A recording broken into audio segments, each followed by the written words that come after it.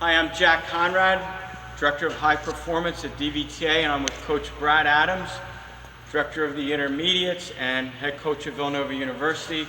We're going to be working on today the forehand, the modern forehand, the high performance forehand. We're going to look at some of the commonalities of the forehand, of high performance players, and then we're also going to consider some of the common flaws that we see or mistakes that we see on the forehand, and then how to correct those. Okay?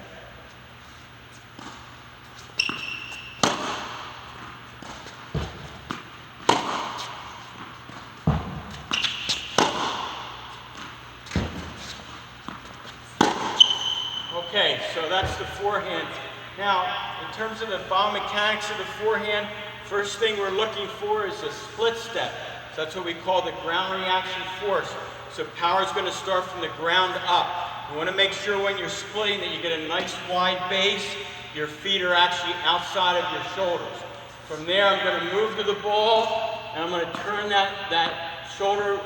As a right hander, I'll be using my left shoulder, okay, and I'm going to use that left hand like this. Okay, so my left arm goes across the body. That's the shoulder turn. The other cue you can think of is face to face, racket face with your face. You want your student to be able to see their strengths. One problem I see with this sometimes is players will tuck their elbow into the side when they go back and do this. So make sure you tell them to air out their armpit or raise their elbow a little bit, and that'll help prevent that problem.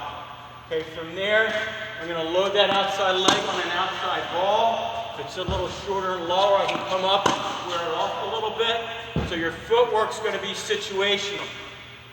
Okay? I'm looking for contact way in front. Today's modern forehand, the players that hit straight arm, we talk about extension a lot, they're actually already extended at contact. If you're going to hit double bend, then you may not be as far in front. It's going to look a little bit more like that. So those are two different ways you'll see players hit the forehand. There's a straight arm way out through, and then there's a little bit of the slight bend in the arm like that. As far as my hitting, I want to get my hip and trunk to rotate, and you notice I'm going to go 180 degrees. So old school is a little bit more out like that.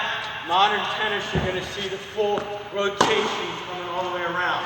My chin starts on my left shoulder, and then by the time I'm done hitting, it ends up on my right shoulder. Okay, so common mistakes that we see on the forehand. Okay, one would be just not turning and separating the arms like that. You want to make sure that you're using that left hand to turn. So that racket should come back as a unit with the shoulder. Okay? Another problem you might see is kind of chopping down on the ball. You want to make sure that the racket head relaxes some when you drop it. The third problem we see is the racket head relaxing too much where it drops from the wrist. Okay, you got to watch that. So you're going to try to make sure that the student's loading up here, butt of the racket down, then as they open into the shot, the butt of the racket points at the ball. We call that the slot. Okay? Footwork mistakes we see, stepping across the body.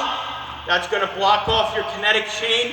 You're looking for legs, hip, trunk, shoulder, arm, hand. So you don't want to do anything that would block that chain, that sequence.